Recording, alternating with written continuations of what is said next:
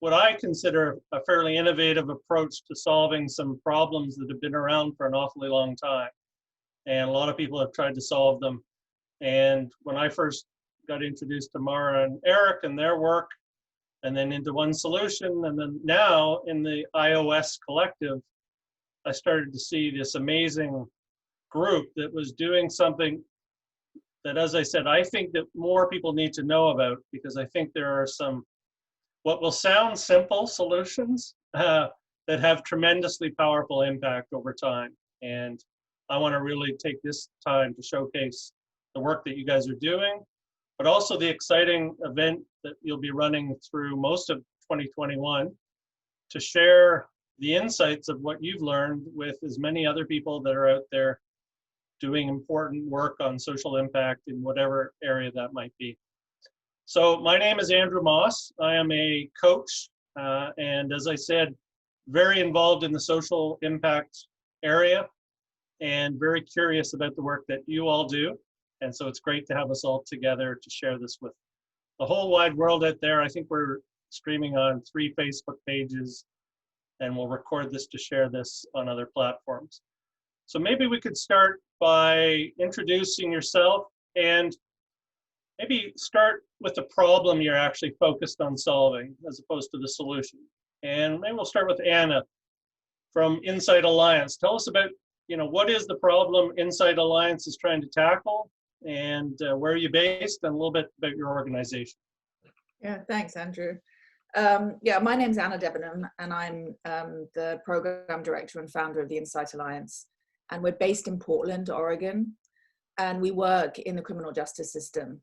So as has been highlighted a lot this year is the mass incarceration and the issues surrounding the criminal justice system in this country. So the problem that we're facing is the amount of humans that are locked up and their inability to, the system as a whole, but also the individuals that keep rotating through the system, and the seeming sort of the inability to get out of that cycle, and the recidivism rates are through the roof, and the re-entry back into society and community, and how challenging that can be on all sorts of different levels. So the problem is kind of helping people stay out of prison, not go there in the first place, but also those people that have got caught up in the criminal justice system, then to be able to kind of get out of prison and never come back.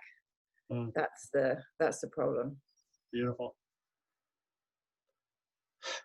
I can only imagine the impact, if you imagine a day where that is in full force working, on how that changes the society that we live in and the allocation of resources that are right now going towards holding people in physical buildings for most of their lives. Yeah.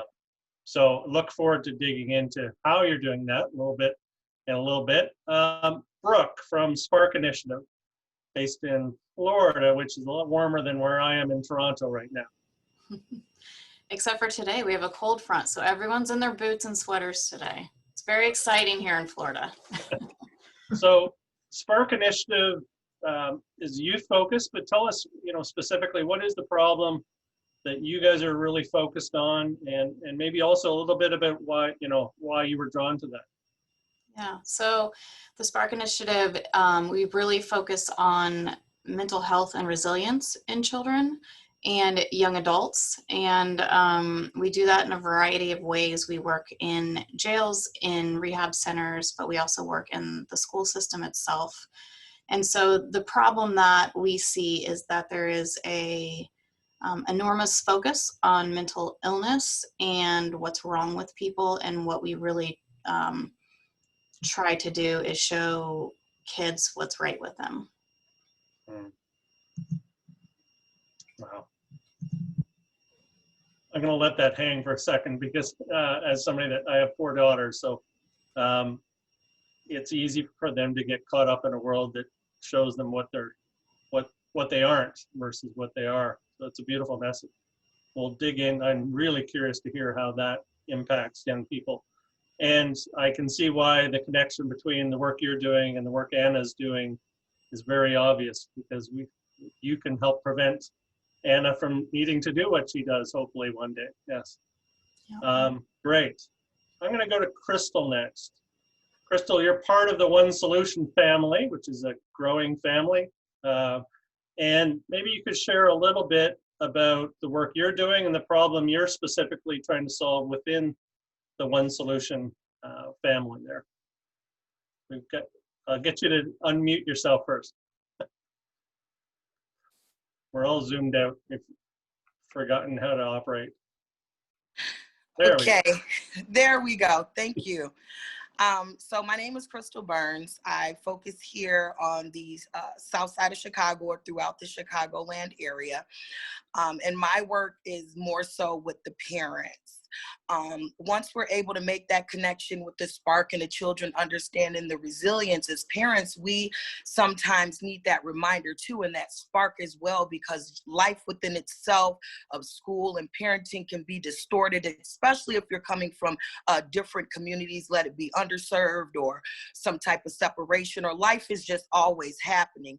And having that space for parents to be able to continue to identify their resilience and be transparent in the home with the child and also within the school to create that environment to where we can kind of curb the Anna prisoner pipeline kind of idea that necessarily doesn't focus but does sprout from a certain community. We know where that idea of prison and what life looks like is at a higher rate in underserved communities. So with the collective effort of having the parents involved in understanding social and emotional and life is happening and understanding the mind and how to identify when things are taking place in the mind will help execute that in their day-to-days.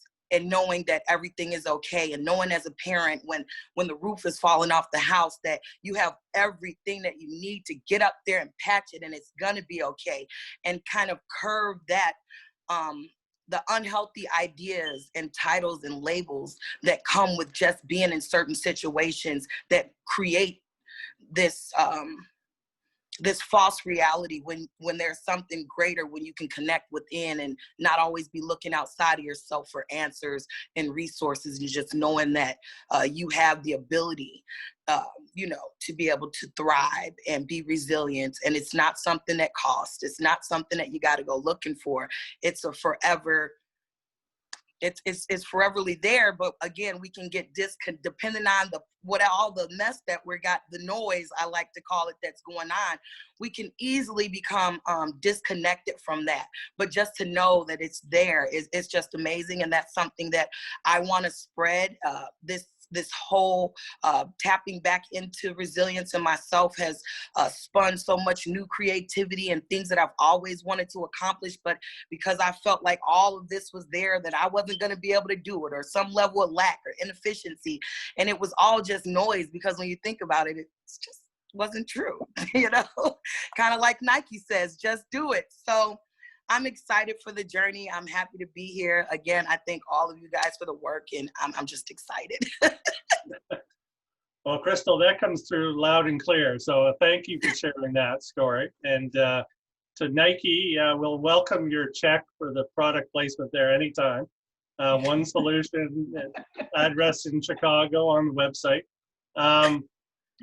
Crystal, love the enthusiasm, and obviously, if we're going to bring up young children, they need to be in a peaceful environment at home as well, and that's empowering the parents to help create that environment so the children can thrive and live in that resilient mode that you talked about. So beautiful work. I'm going to go talk to Eric and Mara now, who I know you've spent a lot of time with. And guys, we've talked a lot over the last number of months. But I'm really curious about where this all started for you guys. What was the problem that took you out of this world where you were doing some coaching and you were working with businesses and different kinds of individuals? What drew you to solving the kinds of problems you're solving now at One Solution?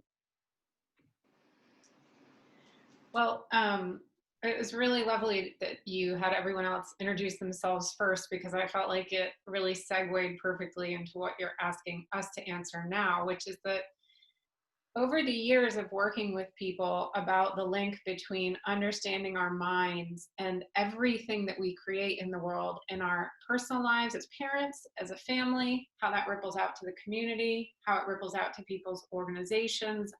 And then it became increasingly obvious over the years that this affects everything, every system, every interconnected dynamic in the world. So the states of people's minds is creating the state of the world. And that started to look more and more obvious to us in the work we were doing, but really like an underappreciated variable in looking at some of the biggest kind of hairy, persistent global challenges of our times. Things like, why are we still going to war often as the way of solving conflict between nations, and what that leads to in terms of refugee crises? And then looking at things like the state of the environment, and why can't we get, you know, large organizations or policy or individual behavior to change quicker? We need a lot of change to happen quite quickly to solve some of these bigger challenges.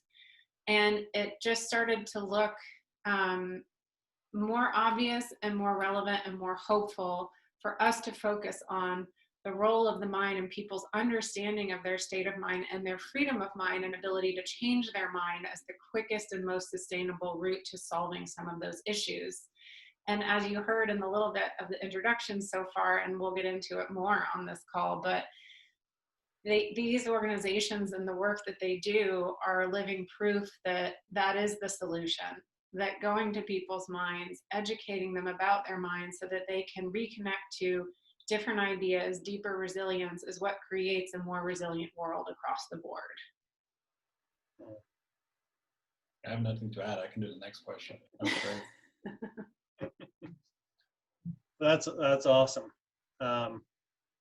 So can I just to follow up on that, because I think that's something that I notice, you know, in the work I do every day, that you can take somebody from a place of pretty dire straits in their mind and have them pivot to a place of possibility and opportunity and creativity in one conversation.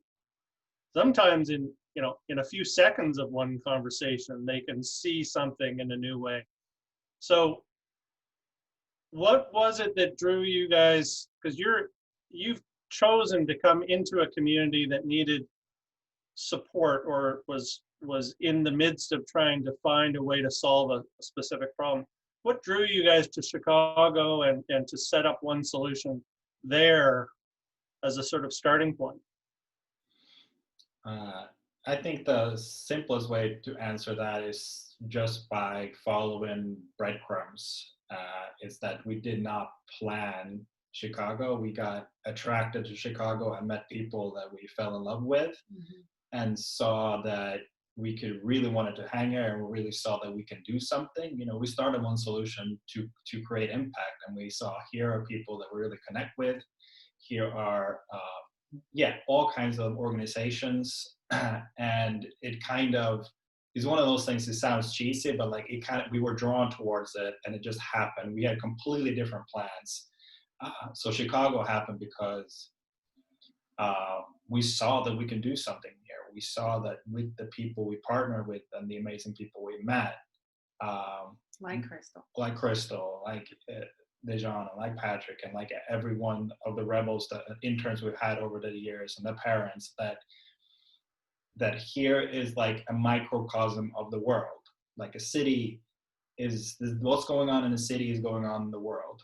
And there's going to be amazing things happening. It's going to be challenging things happening. It's going to be wealth. There's going to be poverty. It's going to be everything that the world entails also happens at a city level. So if we had such a huge vision of looking at everything that's going on in the world from this lens, we also saw the need to like land our feet somewhere and say, like, okay, let's look at, while we do that, let's focus on this city. Let's see what we can do in this city.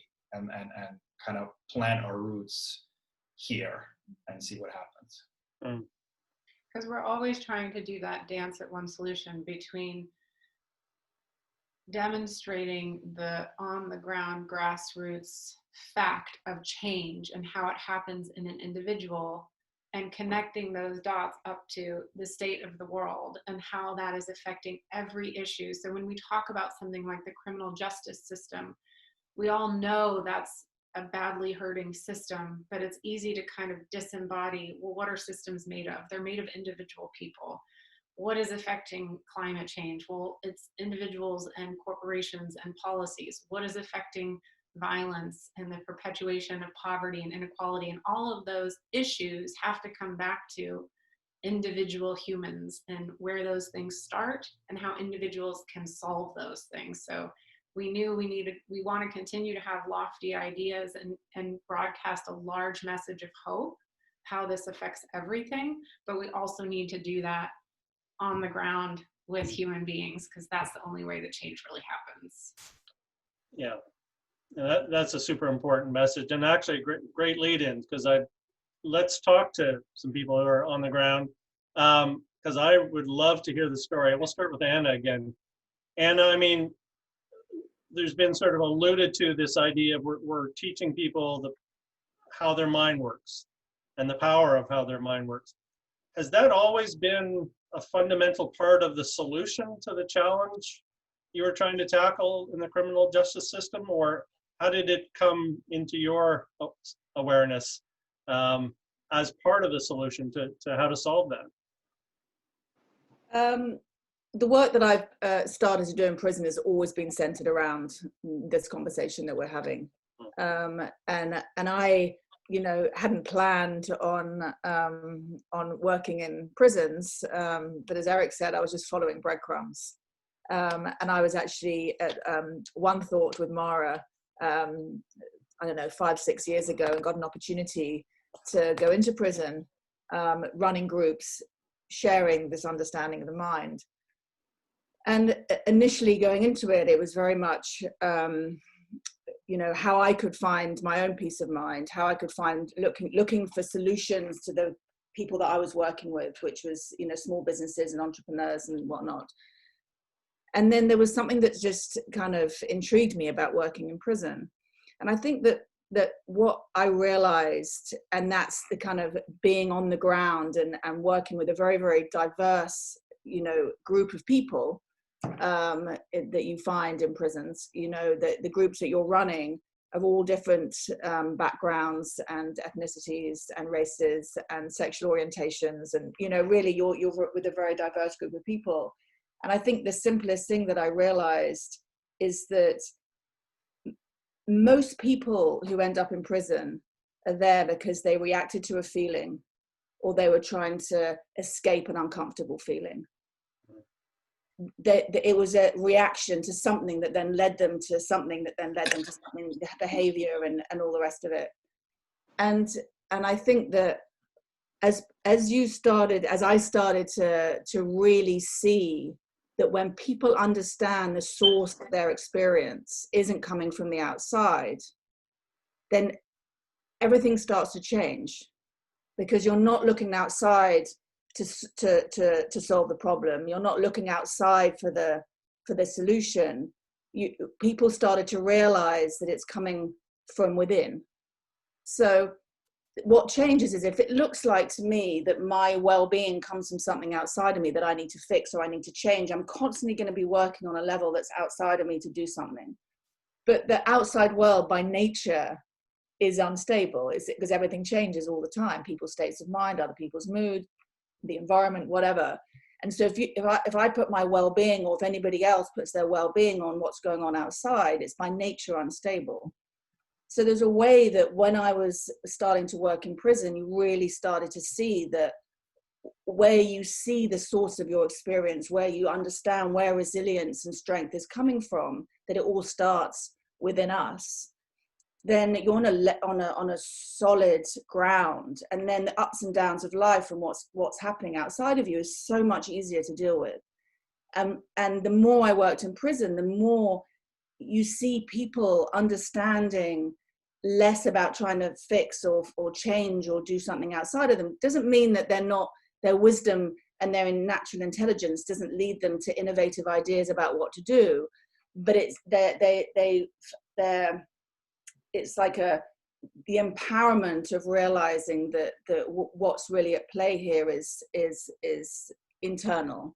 And then people started to change, and they get into less trouble, and they do better at their parole hearings, and then they get out and they get jobs, and they're not getting caught up with the normal stuff that people will get caught up with. And so that starts to change the cycle. So as I was recognizing that for myself, I started to realize the universality of what we're talking about, that it's not just about some people have resilience, or some people have the solutions, or some people are okay. It's like, no, every human has the same internal intelligence, the natural intelligence to find solutions to their own problems. And that tends to happen when we've got a little bit more space inside, that we're not just kind of following that kind of very blinkered old tape that runs in our mind. And you start to see what else is possible when we have more space, and we can look in directions that we haven't looked in before. And that felt really exciting to me. And then you see people getting out of prison who then get custody of their kids back, who then start to change, go back into prison and start to work with the youth.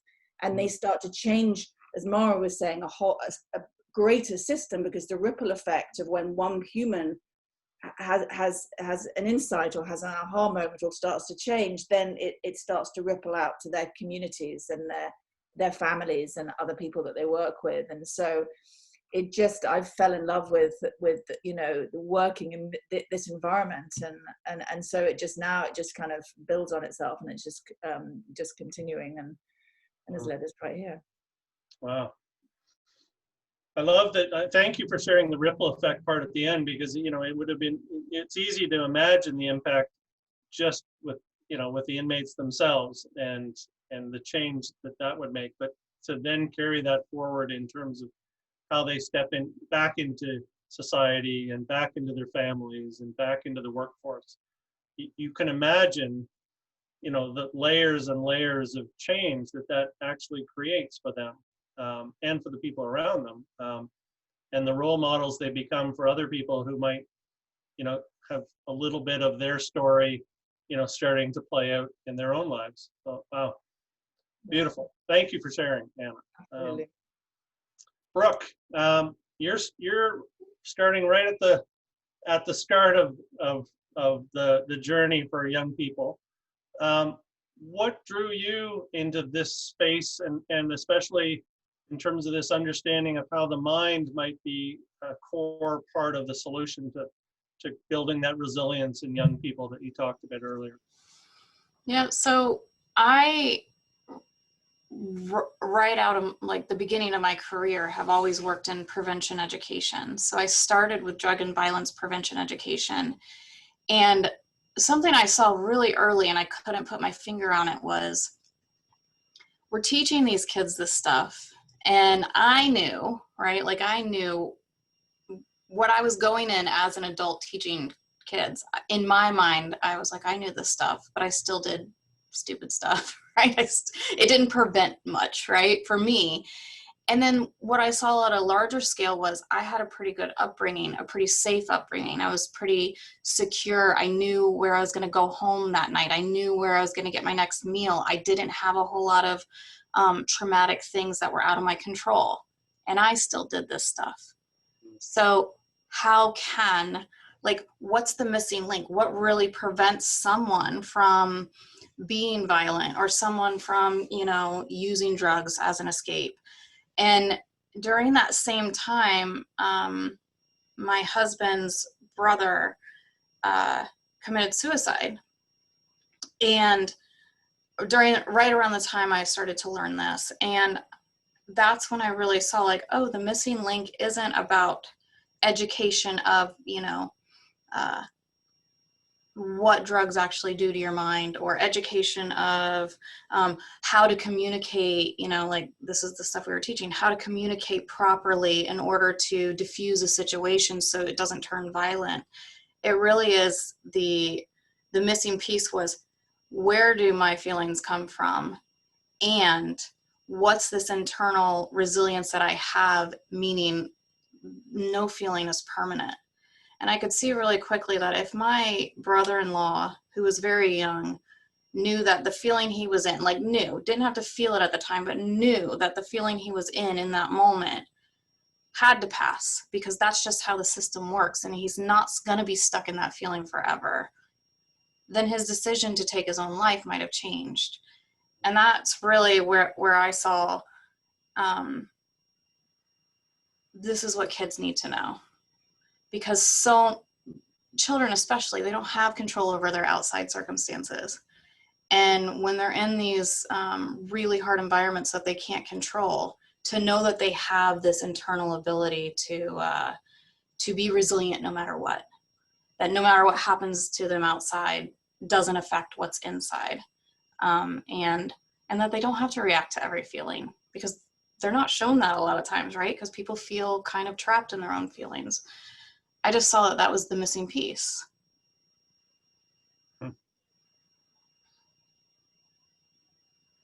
I've never heard that part of the story, and thank you for sharing the where this comes from for you, and you can feel where it comes from. So thank you for sharing that. Crystal, for you, I know you've got some. Your son is involved in part of this as well, and so I'm curious, like, how were you first introduced to what you talked about earlier, this idea that, you know, all this noise going on in between our ears doesn't necessarily mean anything. It doesn't necessarily have truth. How did you first get introduced to that? And what made you see how that would be a piece of the puzzle to helping what parents were going through with their kids? Oh, get you to unmute again. Oh, there we go. Oh, still. Okay, sorry. Can you hear me now? We got you. I come from a unique background, so I will say that this started more on a personal level, and then it evolved into where I am today. And because I have seen what mental health and the lack of resources, or even identifying what that is, has a ripple effect for not only the in-house, but for the community and so forth. It was through some of my trauma that I experienced, it was one of those like anchors for me when it came to mental health, because I had saw the effects of what life can do to an individual, and just the breaking of the mind if it's not cultivated, or even just in those simple conversations just having with an individual can break barriers within the mind of thoughts and feelings that we feel captive to.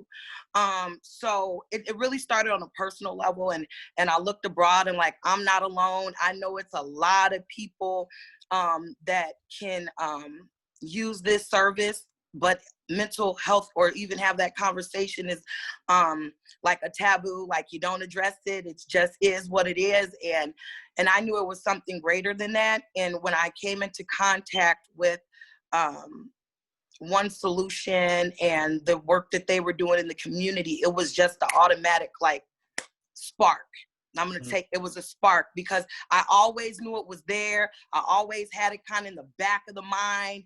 We were kind of distant mentally, but I knew that resilience was there. And this really just brought the connection together once I understood what was taking place in the mind, how the mind is operating, that thoughts and feelings and emotions pass through, and just really giving that more, once you understand what you're dealing with, you can know the manual of something, you can know how to operate it, right?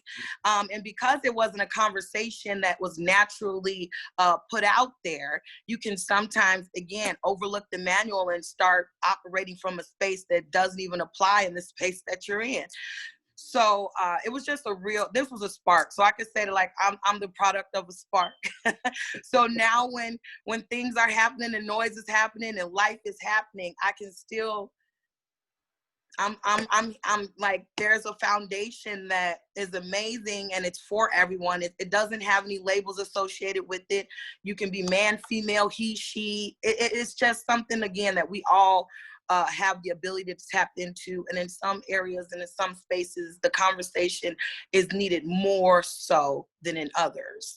And I'm happy to be able to bring it to a community or a group of people or whoever that may be underserved or overserved, through my experience, to know that there is a brighter, or I wouldn't even say that there's hopeful. It's okay to be hopeful. It's okay to have life happen and don't get stuck there. Like, there's been things that when I look back, I was like, you could have just changed your mind and that whole situation would have changed also.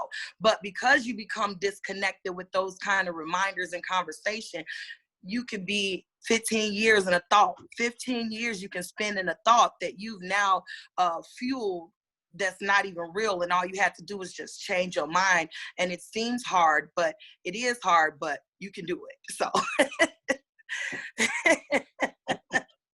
anything is possible. I have All no things doubt. are possible. You've convinced me. So I'm curious about this, Crystal. I've never heard the answer to this. So your son Prince also got introduced to this.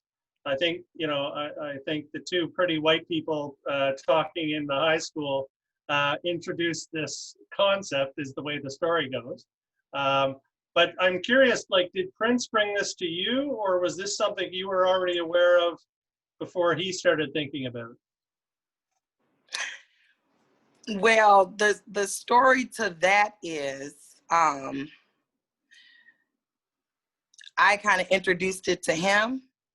But what was so great about it is it was an attribute that I already used in the house. So when he came into contact with it, just as well as when I came into contact, it wasn't foreign land. It clicked and he had a spark and it made sense. So once I saw that, that was another like huge, more focus for me to know if you can display this within the home when the child comes in contact with it, or whatever that may look like abroad, they'll gravitate to that also. So that's how that came about, because it was already something that was being structured within the home, and within our family setting. Yeah, that's great. And we know as parents that sometimes if they hear it from somebody else, it has more impact than if they hear it from us, right? Mm-hmm. But Yeah. they'll always come back and say, "Mom, you said." I'm like, "Yeah, but it's okay." Yeah, you were wiser than I thought back then. Right. Beautiful. Yes. So Mara and Eric, this must be like heartwarming to hear, just sort of in terms of and I love that everybody's using the ripple effect, but the ripple effect of having this somewhat simple idea of teaching people how to use their mind, but the diversity of ways that it's being used and the layers of impact that it has already been making.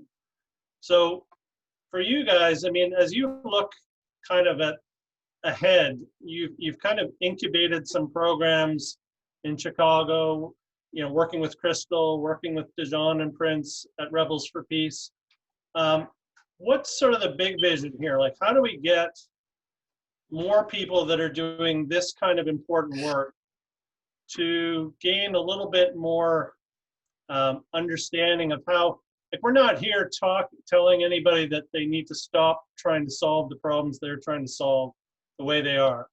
Like, it's almost like we're adding a layer to it, or just a different way of looking at the problem. So, but for you guys, and one solution, like, where do you see this going in terms of the impact that you two would like to make in other organizations or in other countries, perhaps?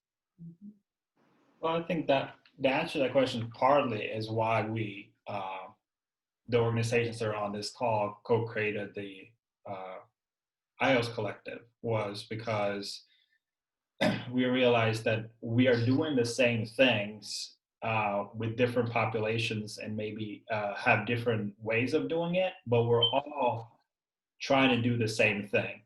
And I know there's a lot of people who are trying to do the same thing, maybe in a different way, maybe with a little twist, but they're looking in the same direction and they're trying to look internally to see what changes. So one part of the equation is connecting with everyone who's drawn towards that viewpoint.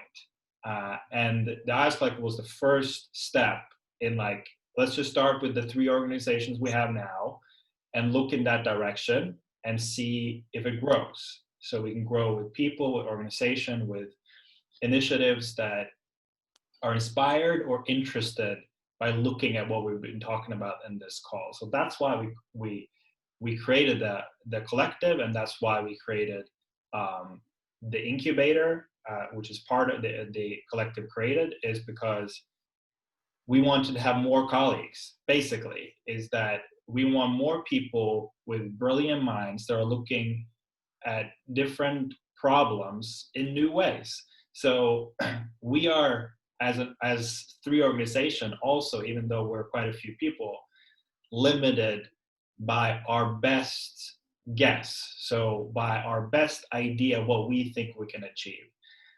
When we have more people working together, we upgrade our collective guess, but we also got some genius ideas that we hadn't thought about.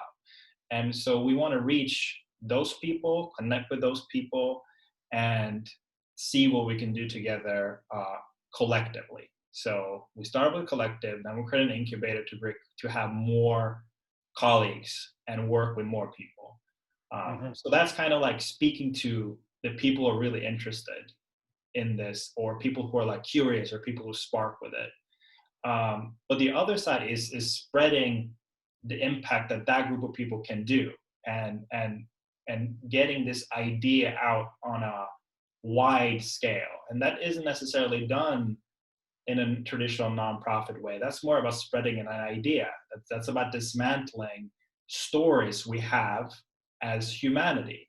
The story of separation, the story of us versus them, the idea that all of us are walking around creating our own realities and thinking we are right. Those are universal.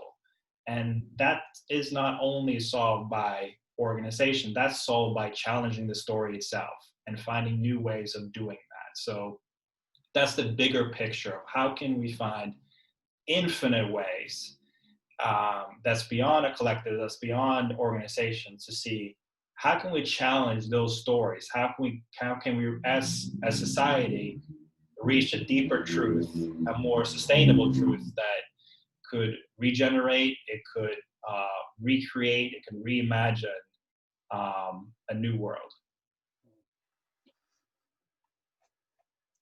Cool. Thanks for sharing that. That's an inspiring vision and mission. And so let's circle back to a couple of the points you highlighted there. So the iOS Collective is the three organizations: Insight Alliance, the Spark Initiative, and One Solution.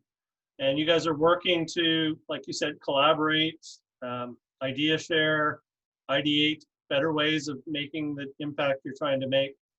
But you've also decided that for 2021, that based on, you are drawing interest from other groups who are doing work perhaps in similar areas, or perhaps they've just heard a little bit about the approach that you guys use and are curious to learn more about how that might apply to the work they're doing in whatever social impact way that might be.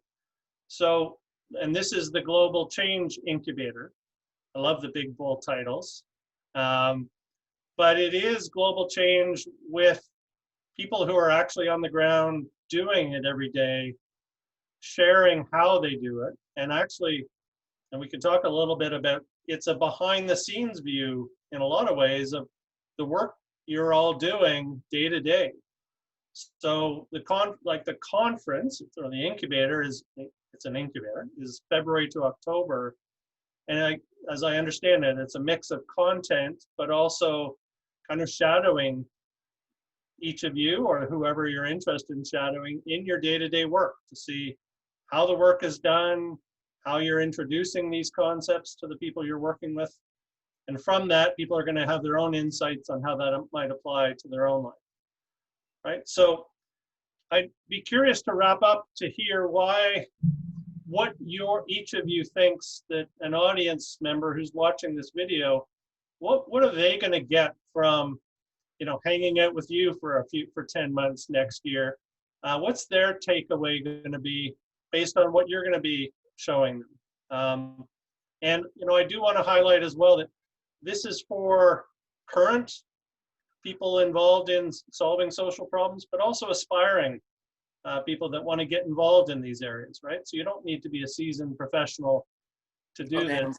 There's a huge opportunity to come in and learn as a newbie and see what's being done to solve these problems. So let's start with Anna. If you were to give the audience a little insight in terms of what they're going to get access to in 2021, working with you through the incubator. Just duck down.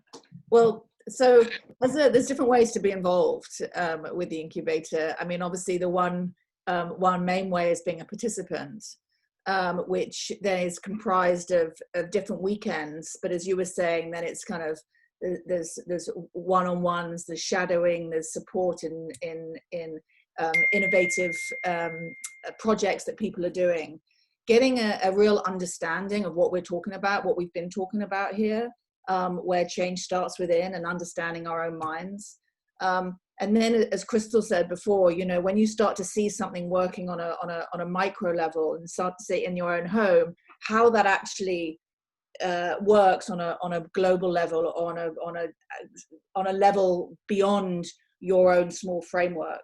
So beyond what we can all do, there's so much potential for change. And if you're working in an organization and you're kind of hitting walls, not because you're not brilliant at what you do, or not because you're really passionate, but because there's unforeseen limitations in your own mind, because you bump up against something that you don't even see, it's like invisible. And then you can't move beyond that because your mind isn't showing you something new. So what this is so helpful with is being able to look beyond what we already know into something that we haven't seen yet. And of course we can't see what we can't see until we see it, you know, but it's that kind of idea that there's so much more that's possible within our own selves, within our own organizations, within our own communities, and then globally, of what's possible. And that, you know, the more of us who are in this conversation we get to kind of, as Eric said, you know, there's only so many ideas that we have, that then the more possibilities and the more innovative sparks of kind of brilliant ideas about how to take this further. And like, but we're starting on a very kind of hands-on, very grassroots level. So an example of other ways to be involved is actually to sponsor someone to go through this incubator who, for example, is, you know, soon to be coming out of prison, and really is excited about becoming part of Rebels for Peace, because they've been doing, like Prince and Dejan have been on our Zoom calls with McLaren Youth Facility, which is a youth prison, and they're sharing together and they get really inspired. Now we've got a couple of those guys that are coming out of prison who really want to start a chapter of Rebels for Peace in Portland. Well, what a perfect way to kind of support them in taking this further to their own community when they get out. That's then going to get supported by the youth that are in Chicago. So it just feels like there's a kind of a wraparound support on so many different levels, of either kind of, you know, being involved and taking the incubator, but also then sponsoring others that will just, you know, that are just ready to kind of run with things that they're really inspired by. Yeah, thanks for highlighting that for sure, for the individual, there's going to be a benefit of going through the incubator, for the organization perhaps that they're part of, but you can also create an opportunity for somebody else that you think would really benefit from the exposure to the work that's being done. And we'll share some links at the end in terms of how people can find out more about all of that. Awesome. Brooke, I think Spark has been said about 17 times today, so I think you've got some great branding there. Small infomercial, yes. Yes. So what is the spark going to be for people that participate in the incubator in terms of getting behind the scenes of the work you do at the Spark Initiative? Well, I think the behind the scenes part for me is the most exciting part of the incubator, because I can remember specifically when I first came across this. Like I said, I always had a background in education, so I could see really clearly how I could take this into education, because that was just my field. But I had limitations in my own mind, like, well, I can see how I could do this in education, but not in business. Or what about people with really, really deep mental health issues? Or and I always had this other kind of like, it could work here, but not here. And I had the opportunity really early on to shadow all different types of work in this, doing the same thing. So I had an opportunity to go into a business and see how a business was completely transformed by this understanding. And I had an opportunity to shadow people that were working one-on-one with individuals with really, deep mental health issues. And throughout my experience, I've had, the opportunity to work with people in all different settings, foster care and rehabilitation centers and in jails. And what is so impactful about that shadowing opportunity that people will have is every time you see it in a different setting, it kind of ignites more ideas within yourself, right? So every time you see it work with someone else or a different type of community transform, it ignites sparks within yourself. So irregardless of where you're working, whether it be a corporate setting or or if you have no interest at all working with the criminal justice system, the shadowing experience itself is going to be so impactful. That's great. And I think, Crystal, you've really touched on almost the heart of everything we've been talking about, which is this manual, this user's manual for being a human being, that once you're actually aware of it and know how this brain that we're given works, it applies to any context. So whether you're working with youth, prisoners, businesses, schools, what have you. So what are people that are going to be motivated to spend time with Crystal next year? What are they going to get an insight on, other than your amazing energy? What's behind the scenes of the work you're doing that you think would be really interesting for people to see? Oh, we're going to do the audio one more time. There we go. I don't know why that keeps happening. Okay. But I'm excited to, I would just say I would be available to be more so of the it's okay and knowing, because when you have that moment, it's going to be like, things are going to start looking different, and you're going to see it in every aspect, everything that you touch, everything you do. And that experience is really just the infinite positive possibilities of just being human, like in that space of just knowing the I am. And it's okay to be okay with the I am and not having the labels, because labels can create inefficiency in the home, in the workplace, in society, and so forth, depending on how the labels are placed on you or used, or how you interpretate labels can create all of those things, regardless of what space you're in, or those feelings can arise and work. But know that, hey, it's okay to take 2 minutes to go and take a cooler, or whatever that may look like, to regain your power. Like nothing outside of you has the ability to shift you. It's something that you're naturally able to have power over. And sometimes in organizations, when things don't go your way, you'll be like, oh, I just want to give up. But it's that drive and it's that mindset that's going to continue to allow you to hurdle over that, because life is going to always happen. And once you understand that life is always happening and it's not an imperfection issue, then you're better to able to see other creative ways to kind of deal with life just happening. And there's going to be some hiccups, but you can work through them. Those emotions are also hiccups, and you can pass through it as well. So I'm excited just to show that, yeah, life is happening and it's going to be a lot of noise, but know and for sure that it's okay and you're okay and you are where you're supposed to be, and whatever's on your heart and whatever direction you're headed in, no matter what it may look like, it's okay and you can achieve it and you can get through it. And if we can all kind of have that kumbaya moment as humans, we can get back to the essence of what life should really look like and how we should really operate and what we should be offering thy neighbor and others, instead of all of this mental health issues that are created through the world. And it's not an internal thing, it's a idea that, anywho, I might be going off topic, but yeah, that's my take. You got it. So I'm the jetpack to Scotty up Beamy, you know. I'm the jetpack. You are the jetpack. There's no question. I think that's a great way of summing up. Anybody that's feeling stuck, just attach yourself to Crystal and watch out. So Mara and Eric, maybe you could wrap up with sort of anything you'd like to add around the 10-month experience that is the incubator, the chance to, get some training and some shadowing.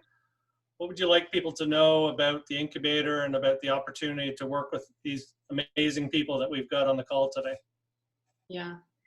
Well, I'll jump on the jetpack because that's exactly what we designed the Global Change Incubator to achieve for people who participate, is to take either ideas or organizations or programs, whatever people have they're working on or inspired to be working on to create change in the world, and really give it an accelerator, because it became evident to us in the work that we were doing that that's something people are hungry for. Is people are inspired, they're caring, they're compassionate, but they're working really hard and they're not getting the kind of change and results that they want to see. So we designed the incubator because we wanted to give people what we felt helped us get deeper results faster and more sustainably. So there's modules of learning, which is really the core elements of understanding the mind and why education about the mind creates change from the micro to the macro scale, but then also giving people this shadowing experience that we've been referencing. Because I know for me, it needed to go from theoretical and personal learning to actual application and seeing it, like seeing how this education in the mind plays out in the prison system, in the education system, in communities, with parents, with kids, with at-risk communities, with, as Anna said, every diverse type of population. Because similar to references that Brooke and everyone made, I got a master's in social work, and my traditional education didn't necessarily show me possibility. It showed me how to work hard, but that it was going to be hard. I think we've designed the incubator to give people a personal foundation of knowledge and understanding, but then also an experience of the fact that change can be beautiful and faster than you would think and on a bigger scale than you think, and to begin to ignite the flames inside of people that help them see, oh, this is how I can bring this to my work so that I can make the kind of change I want to make in the world faster. So there's the learning modules, there's the shadowing, there's the one-on-one supervision to help people just have conversations around where they're getting stuck in their work. And there's also access to all the curricula that we've created. So our 3 different organizations have created curricula for the prison system, for school system, for community work and working with youth. And we feel like we've all alluded to, we want to data share. We want to work collectively. We want to help people that are trying to do the same work, trying to make the same impact in the world, say, come see, share with us, share what we have experienced so that we can help you make an impact. And then, yeah, interspersed with all of those things I just mentioned, is just going to be a lot of really fun ways to collaborate and connect with each other. We really don't see it as a program. We don't see it as like a come be a student. We see it as everyone who joins in this is joining in a, we're all contributing, we're all interested in helping each other make change in the world. So how can we collaborate to do that on a bigger scale? So it's really an open source, inviting kind of experience. Yeah, the only thing I would add is that it really is for the people who even have we either have a certainty of like, I want to create some kind of change, and whatever that is, this incubator would help, because the mind is the key to whatever you're trying to achieve. So if you're trying to solve a huge issue, you don't have to become like us. Stay with the issue you're trying to solve. And when your mind expands, your ability to solve that issue will expand. So for anyone who has that certain, like, I want to solve this issue, the incubator is designed to help that. And it's also designed for the people who are kind of on the edge, that like, there's something I want to create change. I don't see how, I'm not sure. Maybe I have some uncertainties of how to do it. I don't see how does it even work in practice. I'm not like, how do I even do this? So those people will also get that expansion, that ability to see it live for themselves, so they can go do what they know in their hearts, but might not see, or they might have too much insecure things in the way of doing that. So those are the people that we designed this for. So anyone who's in there, we would love for you to join, or we would love for people to sponsor the people, because we have a waiting list of people who are in those categories who want to do this. So if you want to sponsor youth, people coming out of prison, people in nonprofits, people who want to do amazing work, please reach out. Please check out the website to get involved. That's great. So to wrap up, first of all, thank you everybody for taking time to share your own stories and how this all came about, and the incredible work that you're all doing. The website is ioscollective.org. So ioscollective.org. And you'll see the link up in the header for the Global Change Incubator. And there's also an opportunity to sponsor a spot, as Eric just alluded to. You can reach out through the website to get more information. All the schedule is there, some inspiring videos about the work that you all are doing in different areas, and a little bit of the profile of also some of the people that are going to be involved in delivering the different modules and the shadowing experiences. So for those watching, I hope this has been a really valuable insight to the work that is being done on the ground by people probably just like you, people that care about important issues. They're trying to make a difference in the world and are trying to figure out a way to make that impact, sustainable, and ripple that out to many, many people outside the people directly in front of you. And that's what these people are doing, and that's what the incubator is going to give you a chance to experience with them. So thanks for joining us for the video today, and thank you all for coming and sharing your stories. And thank you for joining us on this, and for your passion for the work that we're doing as well, and the work that you're doing. So thank you. My pleasure. Thank you so much. Bye.